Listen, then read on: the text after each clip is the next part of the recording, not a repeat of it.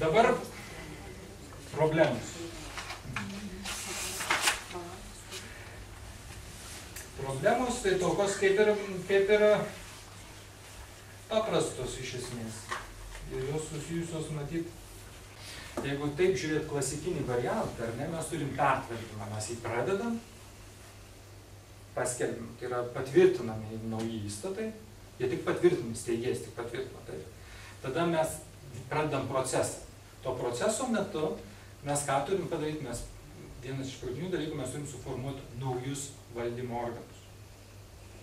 Tam ir yra pertvarkymo procesas. Mes suformuojam naujus valdymo organus, taip, ir kai suformuoti nauji valdymo organai, mes atliekam dar kitus veiksmus, ten pranešam kreditoriam, taip toliau, ir tada įregistruojam registrą. Jau užveikia. Nuo įregistravimo momento nauji valdymo organai pradeda veikti.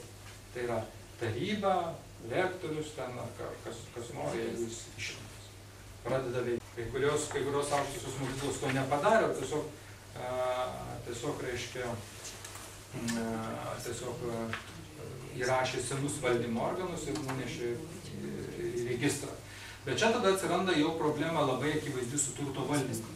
Nes pagal įstatymą naujas turto režimas atsiranda tik tai tada, kai suformuoti ir veikia nauji valdymo organai pagal naują įstatymą.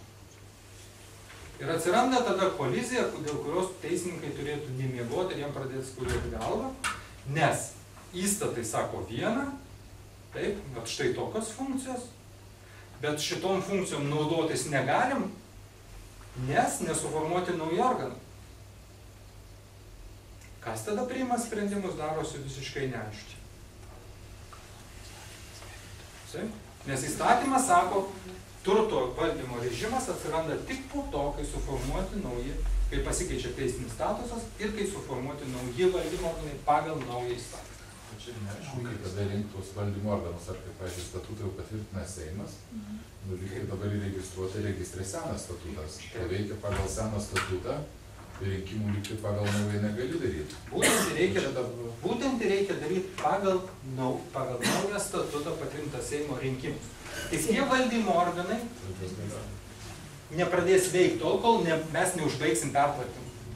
Taip kaip steigiant UAB, ar ne? Aš steigiu UAB, mes steigėjai pasirašom įstatus, išrenkam valdymo organus ir tada tik tai įstatus įregistruojam.